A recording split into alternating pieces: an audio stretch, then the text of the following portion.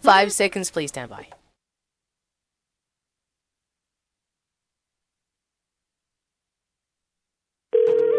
I feel very called to become a member of the Catholic Church. Love the Catholic Church. It's just the best place to be. From the studios of EWTN, this is Open Line. In North America, call toll-free 1-800-585-9396. That's 1-800-585-9396. Outside North America, call 1-205-271-2985. You can also send an email to openline@ewtn.com. That's not an earthquake you feel. That is the devil shaking in his boots because Barbara McGuigan is in the house. Our pro-life warrior extraordinaire. If you've got a question for Barbara, the number's 1-800-585-9396. That's toll-free anywhere in North America, 1-800-585-9396. If you're outside the United States and Canada, we'd love to hear from you. Your number is 1-205-271-2985. And we will put you straight to the front of the line at 1-205-271-2985. Or you can send an email, openline@ewtn.com. I'm Jack Williams. Elena Rodriguez produces the program, and your call screener is Mr. Matt Gubensky. Our hostess, as she is every Tuesday, our own pro-life warrior, enemy of Satan, and I hope so. doer of good, Barbara McGuigan. Barbara, how are you? Oh, I'm good, Jack. How about you? I am fantastic. You had homework. I definitely had homework. Did you complete your homework? I completed my homework. All right. Dear Louise called in from Ohio. Remember last Tuesday was Ohio's primary. Kasich won the primary. Winner takes all, right?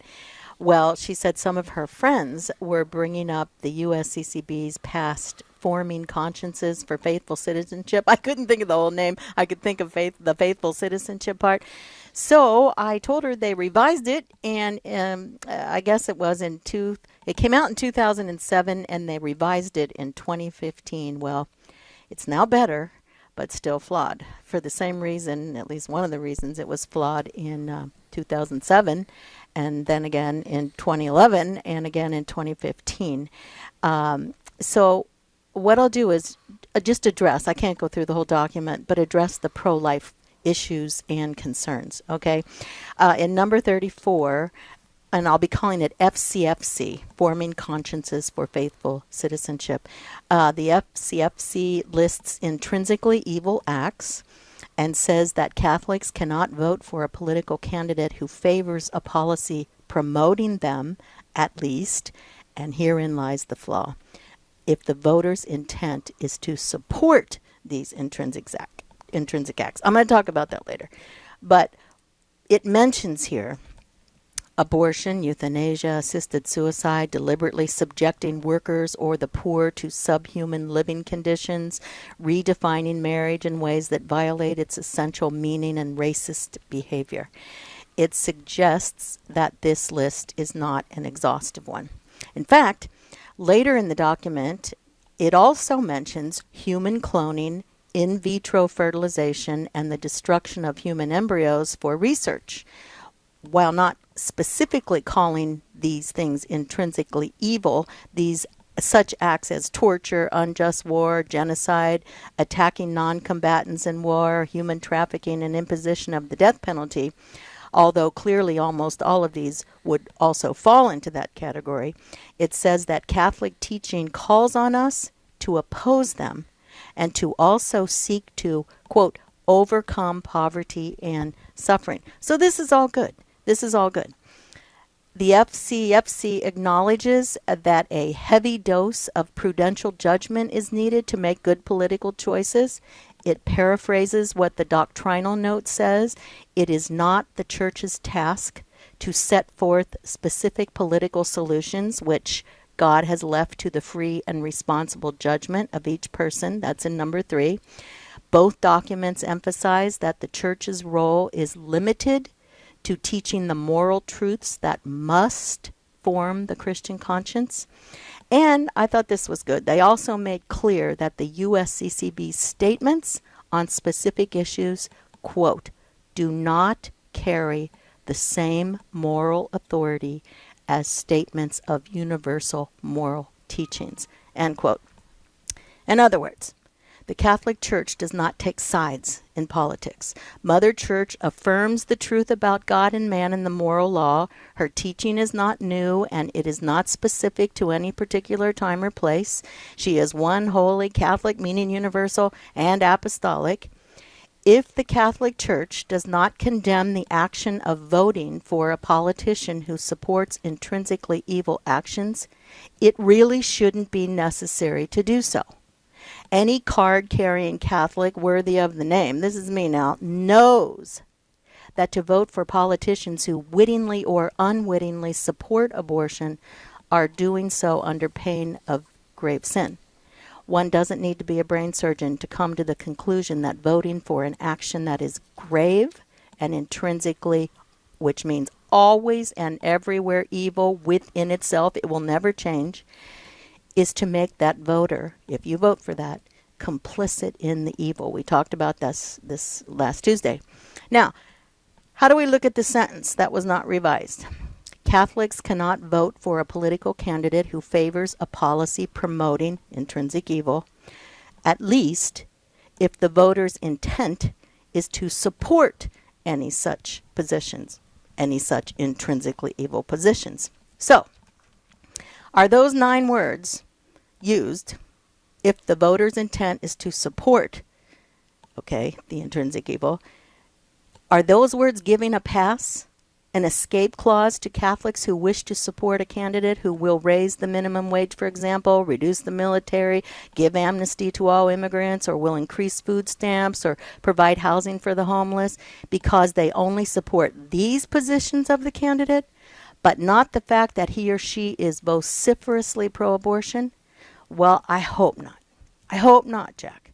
It's like saying it's okay for a Catholic to vote for a politician who favors the dismembering and murder of unborn babies, so long as the Catholic doesn't himself support dismembering and murdering unborn babies. And really, I took it a step further. It's not a stretch, while using this false reasoning that a Catholic could support a politician who supports the funding of ISIS, for example, as long as the Catholic doesn't support the beheadings and rapes of ISIS. Or, I got a kick out of this, one blogger wrote, a Catholic can vote for Adolf Hitler so long as the Catholic does not himself support annihilating Jews. Or a Catholic can vote for an advocate of pedophilia so long as the Catholic does not himself support pedophilia. In other words, are those 9 words saying don't let a candidate's support of abortion throw you off when he supports other non-intrinsically evil issues that you like? Now, my bishop, Bishop Kevin Van, and at the time Bishop Kevin Farrell, insist that there are no truly grave moral or proportionate reasons, singularly or combined, they said, that could outweigh the millions of innocent human lives that are directly killed by legal abortion each year. And here it is, Jack. If the babe in the womb has no value, neither will the homeless, neither will the immigrant, neither will the poor and disenfranchised, and neither will the elderly or disabled. Just look at what has happened in this culture since Roe v. Wade. Life begins in the womb. The right to be born is the most fundamental, pivotal right on which all other rights hinge. And here's one last thing to consider. Father Shannon Bouquet has been with me on the Good Fight more than a few times. He said yesterday, in an evil age, the love of our Lord is a sign of contradiction. Lay people have a special responsibility in leading the fight against the lies of the age. We cannot fall back on false hopes from a false dialogue. When those who promote the destruction of unborn life, the wide and free promotion of contraception, and the redefinition of marriage do not have power, they insist on dialogue. What they mean is that we should stand down and have conversations that over time distort the nature of the human person, human rights, and true flourishing. They never give an inch, but slowly shame the defenders of life and family, that's us, into lowering their guard, finding areas of middle ground that contain untruths. He said, here in the so-called developed world, we are developing ourselves right into the abyss. What begins as a call for dialogue ends in demands for silence once the innovators have political and financial power. Almost overnight, he said, calls for tolerance became demands for complete silence if one disagreed. He said, control your nation's conversation, or trust me, it will control you. Find ways of peace to talk with those who disagree, but do not concede the language to those who promote untruths. So, my last question is, how can we Catholics, really all Christians, be a sign of contradiction in this sin-sick culture if we even contemplate voting for someone who honors, promotes, supports, and celebrates intrinsically evil actions, much less turning that little dial to vote for him or for her? How would we Catholic voters be any different from the soldiers who whipped Jesus' body to bloody shreds? Soldiers who chose to obey an authority who was blind to the original plan of God. We cannot follow blindly in the way of sinners. We were made by God to be children of the light for God. We must take a stand before it's too late to take one. If you'd like to weigh in, the number's 1-800-585-9396. It's toll-free anywhere in North America. 1-800-585-9396. Open line Tuesday with our pro-life warrior, Barbara McGuigan.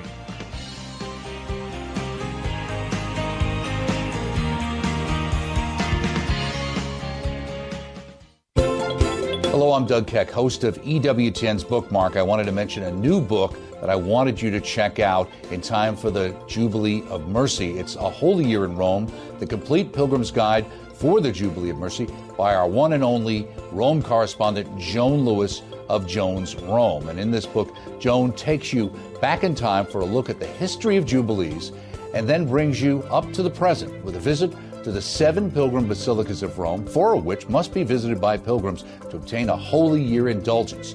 You'll discover the treasures of Rome and the Vatican, and you'll learn all about the many interesting facts, such as the difference between a church, a basilica, the significance of the holy doors, architecture, liturgical customs, and much, much more, as only Joan can bring them to life. Available through the EWTN Religious Catalog, EWTNRC.com. It's A Holy Year in Rome, the complete pilgrim's guide for the Jubilee of Mercy by the one and only Joan Lewis. Check it out.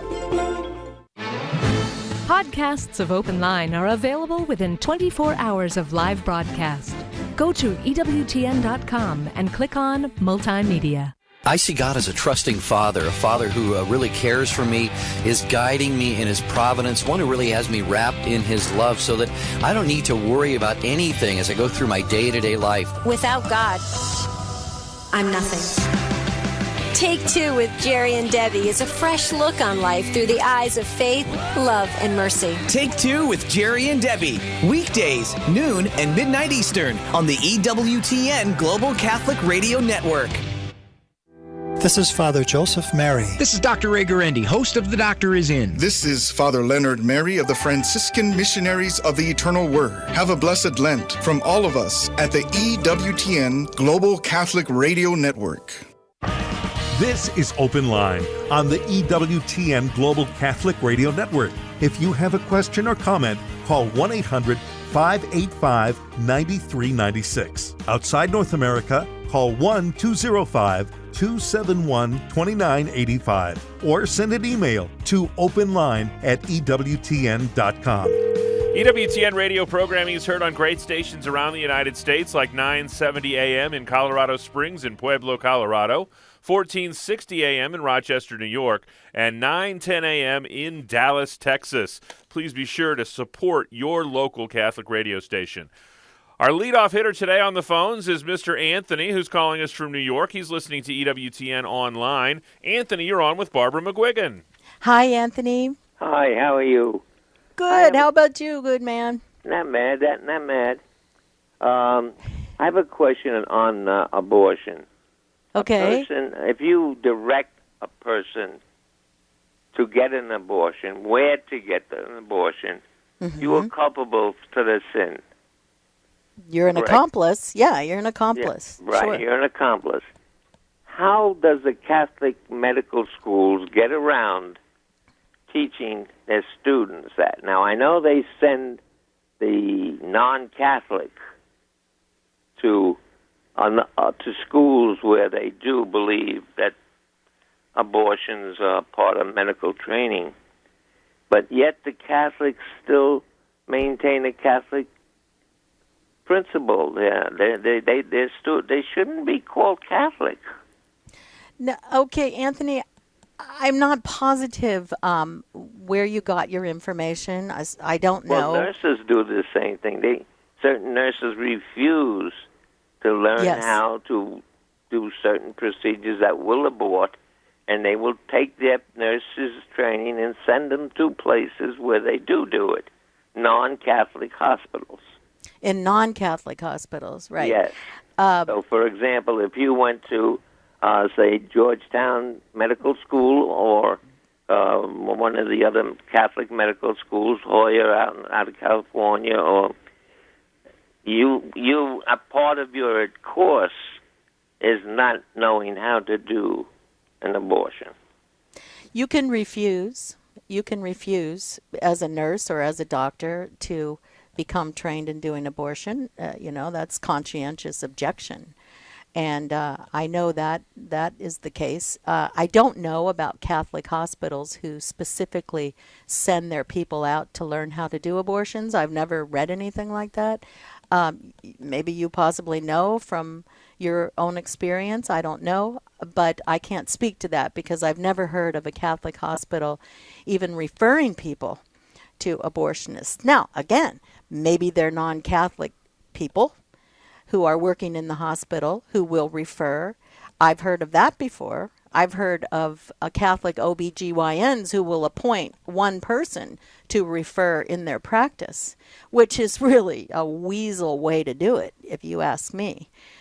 And they will still be held accountable.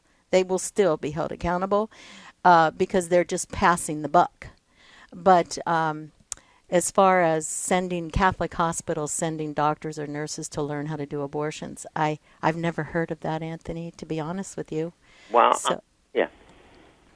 If you have a non-Catholic, first of all, Georgetown, I'm just using Georgetown, St. Louis University, have medical schools. Not all of their students are Catholics. That's right. Anyway. That's right. Yep. Okay. Yep. And if they want to go into OBGYN, obstetrics, they're going to have to learn how to do partial. Unless they refuse. But and if they don't, they're not even Catholic.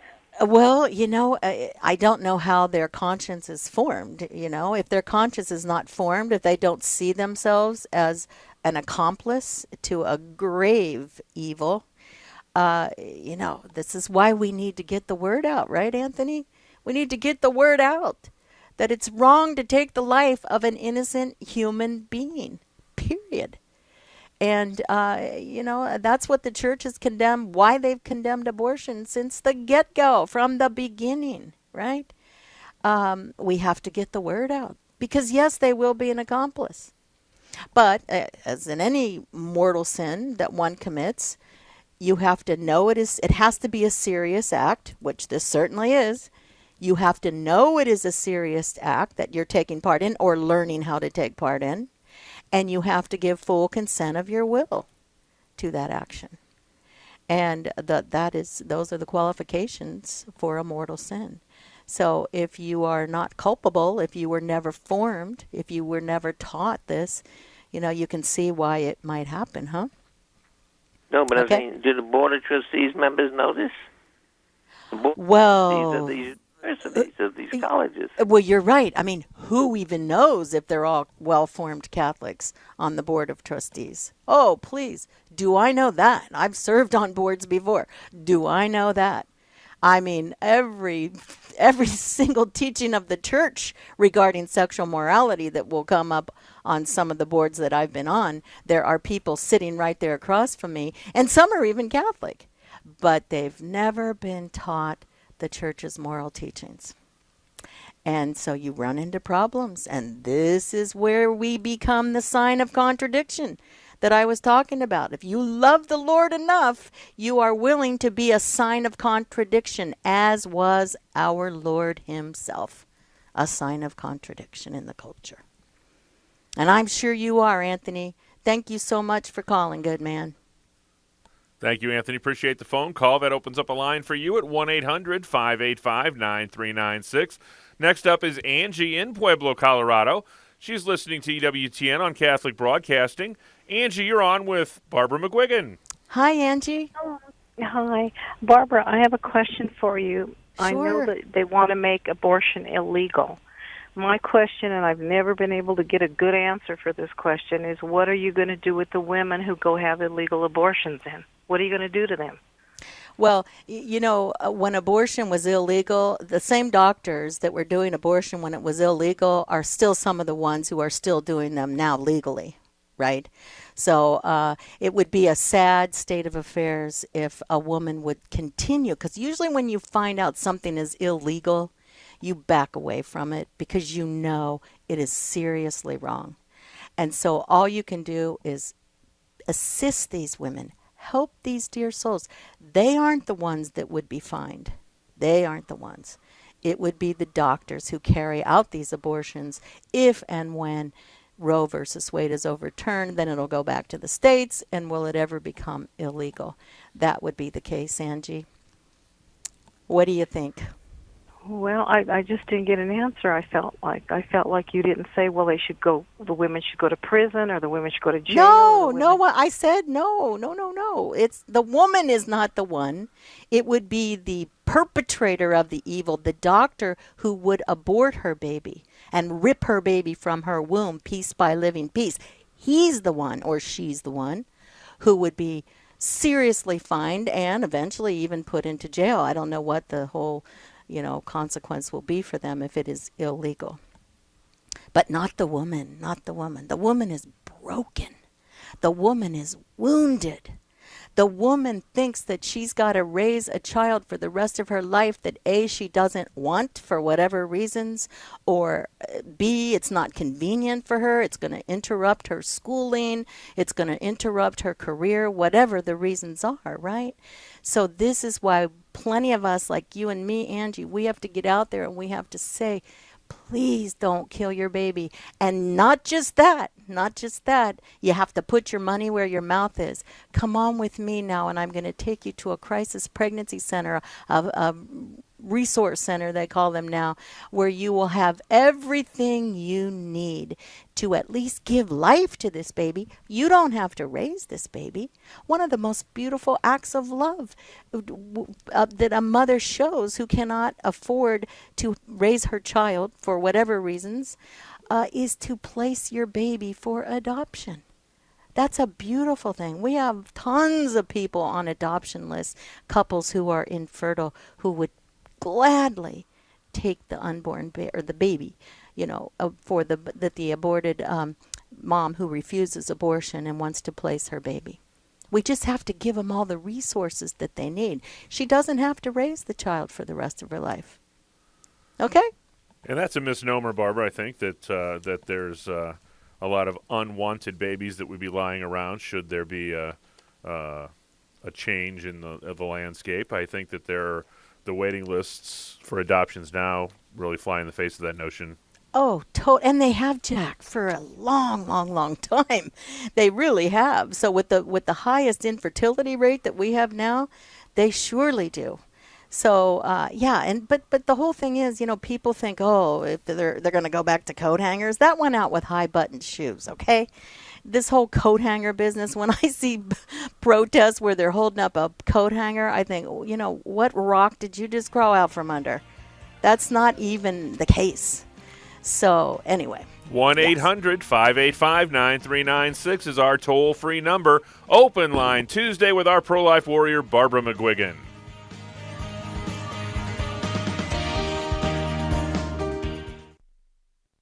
Hey guys, where were you when you had your deepest conversations about God and faith in life?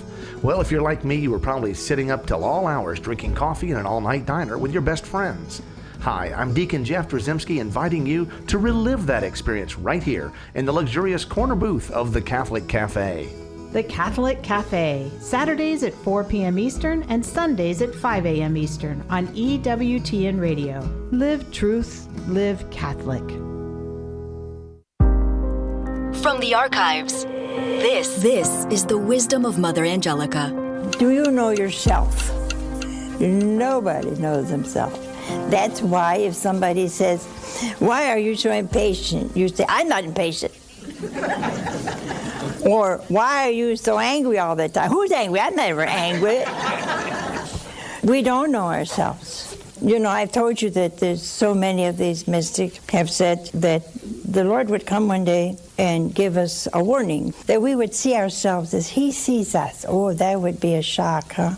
Somebody sent me a videotape. We watched it the other night. These people who had death experiences, they all saw this light, but what they all saw was themselves. And they were surprised. Well, if you know yourself, you wouldn't be surprised, would you? For more about Mother Angelica, visit EWTNRC.com. For a complete list of the EWTN Global Catholic Radio Network AM and FM stations across America, go to EWTN.com. Look for the radio pull-down menu and select AM/FM stations. The list is updated regularly, so visit often. Again, go to EWTN.com. Look for the radio pull-down menu and select AM/FM stations. Also at EWTN.com, you'll find out how to listen to us on the web, on shortwave, and in some countries on satellite. You'll find it all on EWTN.com.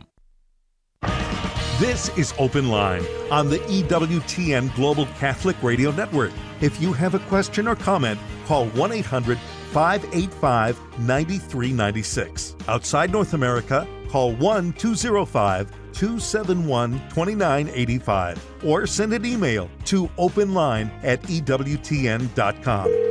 Tonight on Mother Angelica Live Classics, perfect for Holy Week, Mother talks about the Stations of the Cross.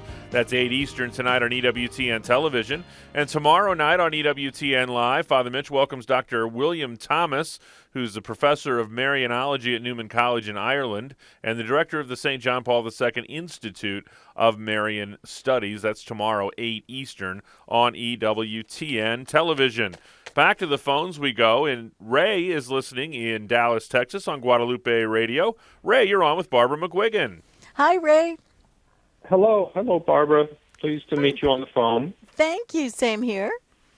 Okay, I want you to know that I'm basically on your side, but I'm actually starting to swing the other way for abortion. I feel terrible, but I feel like we live in a fallen world where there are people with mental health and mental retardation and matters of drugs and all kinds of emotional problems and financial problems, you name it. It's a world without reason and love sometimes. So I know 2 girls right now that were brought into this world that have landed in 2 very, very good families that are now up against going into a hospital for a very long time. They came from a mother that had taken drugs, and I don't know if that can be proven whether or not their serotonin levels and all the different chemicals in the brain are really out of kilter. But these 2 girls came from a mother that had done that, and they were just abandoned. And the grandparents, I think they were on the verge of death, so they needed to put these girls out there for adoption. So one, I'm positive, was adopted when she was close to about 2. I'm not too sure on the other one. I can find that out if I need to. But the problem here is that these 2 girls, they know that they're living with people that are not their biological parents. I mean, it goes both ways, right? So the parents, these families, are at the point of throwing them to the government. So they're going to land in hospitals, who knows, for many, many, many years. So the problem that I'm having right now is, do we really have families out there that are ready, willing, and able to adopt children like this, Barbara? Because I know 2 cases right now, and they're not babies. Right. But they were babies at one time, and these families did try their very best. Okay, Ray, thank you for your question. And lots of people think like that, but not people like you. People who think like that are the Margaret Sangers of the world, who say that some lives are just not worthy to be born. Some lives just are not going to be able to cut the mustard. Margaret Sanger always says, especially for the African Americans, they were a faulty race. They should be exterminated. Or the Hitlers of the world, for Pete's sake.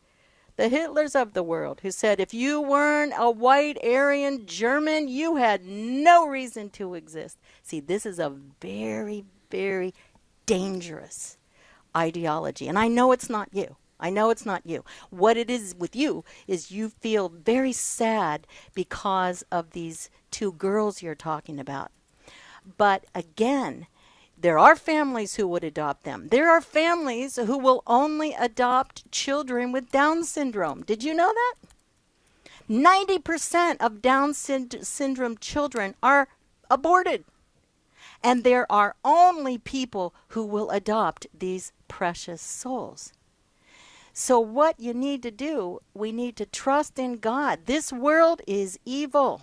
It always has been, because we have free will. We have free will. God could have created us like a bunch of robots, but he didn't do that. He gave us free will so that when we did bow down and say, I love you, Lord, he would know that we really made a free will choice to say that. So, do we have many families ready to adopt? Yes, we do. Will they adopt children? It's so sad to think that families would abandon children because they have a serious disability, even a mental illness. Because God, Jesus Christ, is in that person. That person is made in his image and likeness. And we have made great strides with mental illness, great strides. I have a friend who would only take drug babies. She was a foster mom, and she would only take drug babies. These kids aren't addicted forever. They're very difficult in the beginning because they're up 24/7.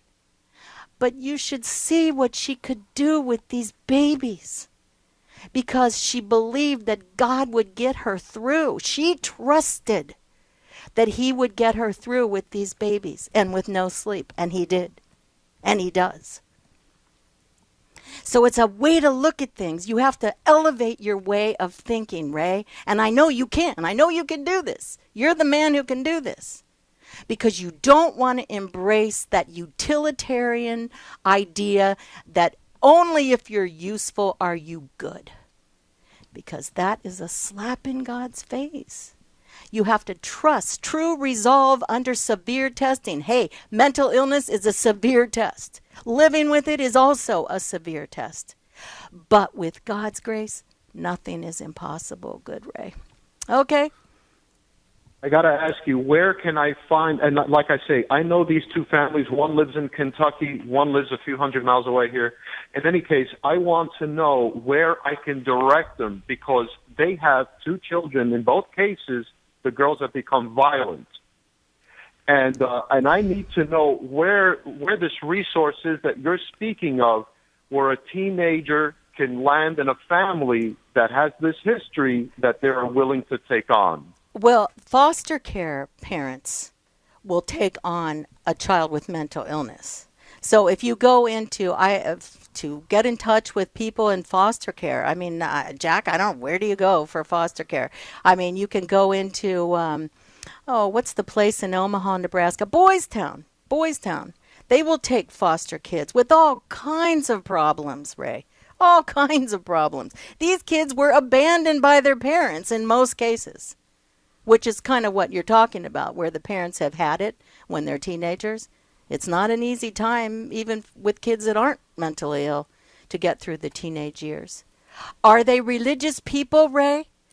Do they go to Mass and Communion at least once a week? Do they go to confession? Do you know anything about these parents? Yes, they are both very religious people. Good. They're both Okay, very good. religious. Well, then tell them to hold on. Hold on, and don't give up on God.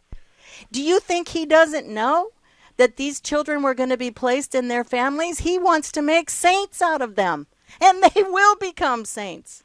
Look at Helen Keller. Remember Helen Keller, Ray? I think we talked about this last week. People called her deaf, dumb, and blind. That's when they said things like that, deaf, dumb, and blind. And Helen Keller saw a potential for greatness. Anne Sullivan, rather, saw a potential for greatness in Helen Keller. And she became her teacher. And she was bringing herself to her own potential for greatness for what she did for Helen Keller. My little daughter, well, she's not little anymore. She's the mother of 4 kids, okay? She, for 4 years, spent morning, noon, and almost evening, in some cases, with an autistic girl. No, Asperger's syndrome girl, not autism, but, well, there's partially that in it anyway, but Asperger syndrome. This girl punched my daughter, threw her glasses off, kicked her constantly, and Colleen just stayed with her. The girl is now a teenager. She's not completely, as one would say, quote, normal. Who is normal? Trust me, who's normal, right? But she's a functioning adult young woman. And if my daughter had said, hey, I can't deal with this, I wonder if this little girl would have become who she is now. See what I mean? You trust in God and you know that he knows every situation. He's in control of every situation, good man. Okay. Thanks, Ray. We appreciate the phone call. 1-800-585-9396 is our toll-free number. Next up is Margaret in Seattle, Washington. She's listening to EWTN Radio on Sacred Heart. Margaret, you're on with Barbara McGuigan. Hi, Margaret. Hi there. First of all, I just want to say I am very unhappy that the beautiful name Margaret is besmirched by Margaret Sanger. So am I, Margaret. So am I. But the reason for my call is that I'm hoping that maybe I can give Anthony, a previous caller, a ray of hope. My daughter is a graduate of the University of Portland Nursing School, and that's a Holy Cross school. Okay. And when she started nursing school, I was hearing that a lot of nursing schools require their nursing students to learn how to assist at abortions, and I was just horrified. So I called down to the nursing school. I talked to the dean, and she said, "Don't worry, we follow church teaching. We never ever place our nursing students there you go at Planned Parenthood or anywhere where they do abortion." Praise God. Praise God. See, now they will be able to stand before God, as we all will have to do, and they will be able to say, we did not cave to the sick culture. Mm-hmm. We stood up for you. We became a sign of contradiction for you, Lord. I mean, that's a beautiful thing. I mean, it's not easy. I mean, we're goodness, look at St. Thomas More. He was beheaded for it. There might come a day when we're beheaded, too, for it. Who knows? But it's a beautiful thing, and only with God's grace can you do it, right, Margaret? Right. Well, thank you for calling in, and thank you for telling us that, because, like I said, I never heard of a Catholic school that would, or a Catholic hospital, I think we were talking about, that would send their girls out for learn how to do abortion or even to assist, for Pete's sake. Thank you, good lady. Thank you, Margaret. Appreciate the phone call. That opens up a line for you at 1-800-585-9396. Well, next up, is Jerry, and he's driving through the great state of Pennsylvania listening to EWTN Radio on Sirius XM Channel 130. Jerry, you're on with Barbara. Hi, Jerry. Hi, Barbara. How are you? I couldn't be better. How about you, good man? I also couldn't be better. But Barbara, I'm concerned, not concerned, I'm angry to some extent with the political process in our wonderful country. Really? And I'm also wondering why we as Catholics have not banded our political power together into a third party or whatever you want to call it so that we could offer the voters of this country, primarily probably ourselves, a slate of candidates that we could in good conscience support in all matters. Well, Has there ever been an attempt to build a Roman Catholic political party? not to my knowledge. I don't know that for certain, but boy, would it not be nice, because we could swing any election if every Catholic. We don't have to form a political party to do that, and we haven't. And you're right, Jack. Did you hear that, Jerry? I mean, we wouldn't have to form we could swing any election to be noble and honorable and good and beautiful, if we believed in what was noble and honorable and good and beautiful. That's the key. That's the key. If you can swing an election, yes, but you can't control the slate of candidates.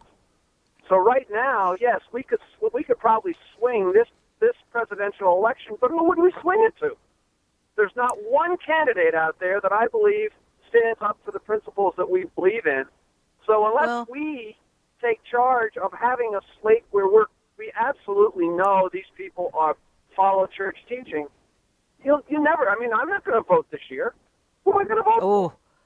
Well, but Jerry, you don't want evil to reign because you didn't vote, or a worse evil to reign because you didn't vote. I should put it that way. You wouldn't want that to be the case, right?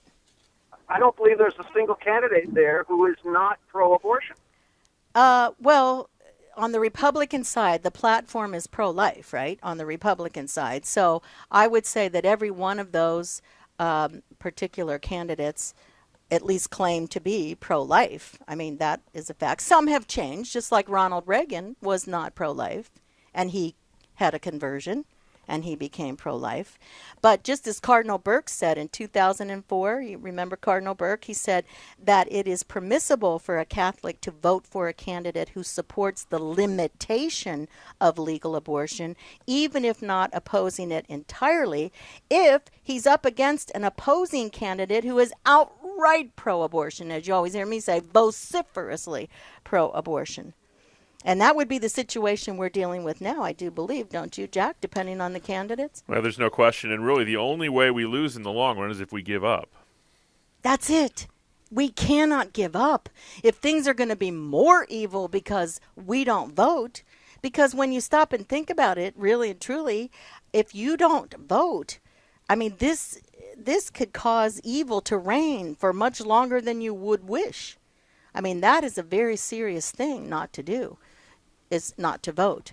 If you can help the things not to be as evil. I mean, actually, failure to vote is a seriously immoral choice if failure to vote helps elect a candidate who openly supports all the intrinsically evil programs. Well, and I'll give you, Barbara, some wonderful example of this. Okay. Because people of goodwill did not give up and did persevere in spite of the current administration and voted for candidates that believe in life for Senate races and for House of Representative races.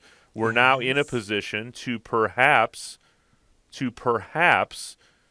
stop an appointment to the Supreme Court before the next election cycle comes around. Yes, well, if we don't cave, if the Republicans don't cave, and it doesn't look like they're going to do that now. There doesn't look like that's going to happen. It doesn't look like it. So, yeah, right. You're absolutely right. We have the House and the Senate. So, Jerry, God bless you, good man. I hope, I don't know what you think of what we said, but think about it. Consider it at least, okay? I understand what you said. My view is that if the presidential ticket is Hillary Clinton and Donald Trump, I don't believe either one of those has the moral standing to be the president of the United States, and I could not vote in good conscience for either one of them. So you are comparing Donald Trump exactly to Hillary Clinton? Not exactly, but is there any indication that this is a moral man in your mind? Well, he would not be my first choice, put it that way. However, he has had a conversion. He is pro-life. He does want to strengthen our military once again. I mean, the things that he stands for, I think, would fill the bill. Now, you're saying, do you trust him? Do I trust him? Not completely. Not completely. Of course not. But I do believe that I will vote, Jerry, for anyone who the Republicans nominate. I will vote for them because of their platform. Because of their platform. And, that's just the way it's got to be, because the alternative, oh my goodness, the next president is going to appoint 1 or 2 or 3 or 4, maybe, who knows, Supreme Court justices.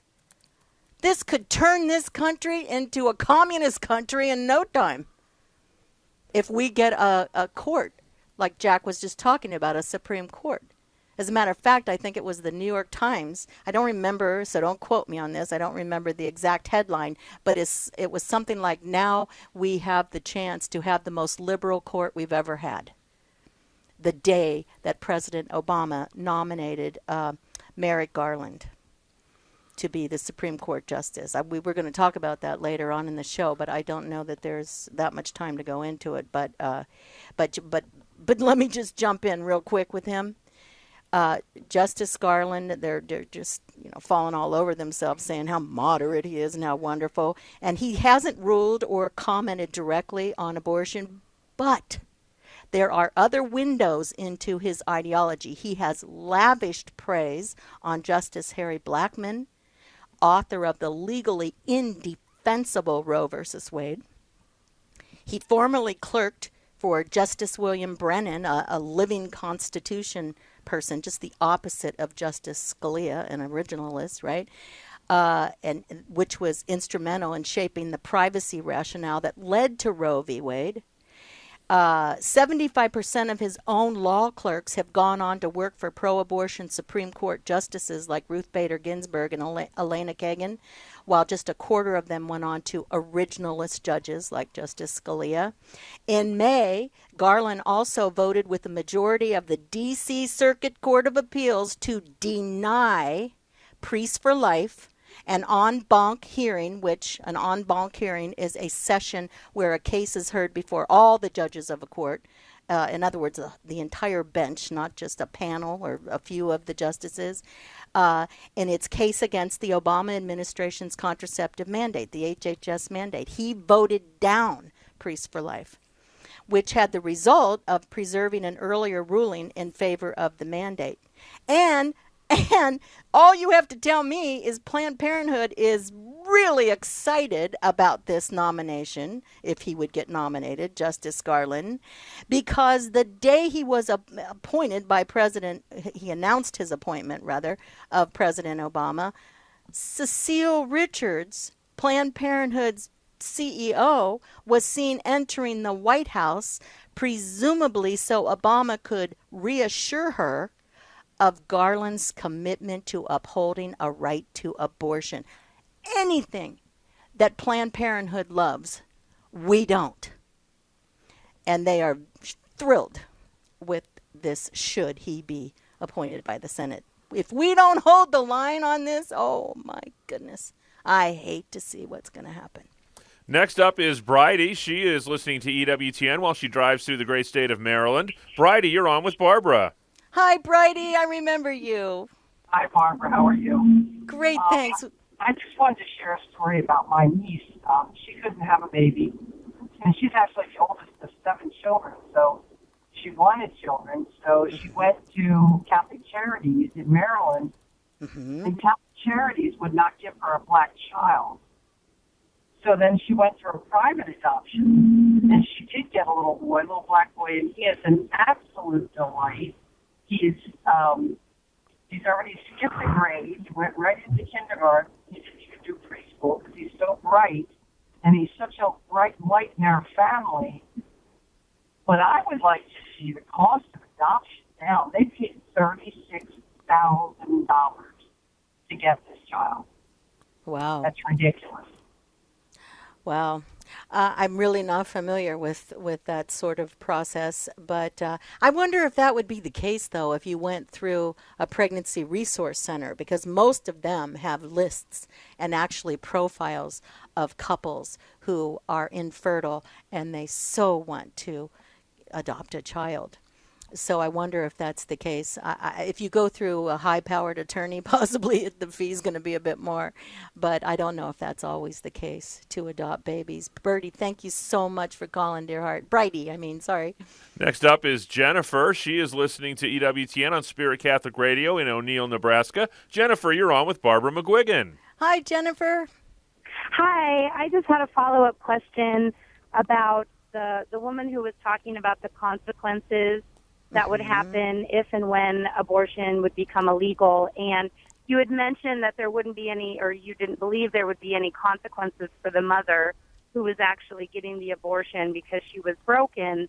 And I was wondering if you think about, if I hire someone to kill my husband, but I don't actually, do it, right. I'm definitely in trouble. So if I hire someone to kill the baby in my stomach, then how am I not in trouble? I would think that, I know that we don't necessarily want to send them to prison because we want to rehabilitate and we want to forgive and we want to make sure they have all the resources they need.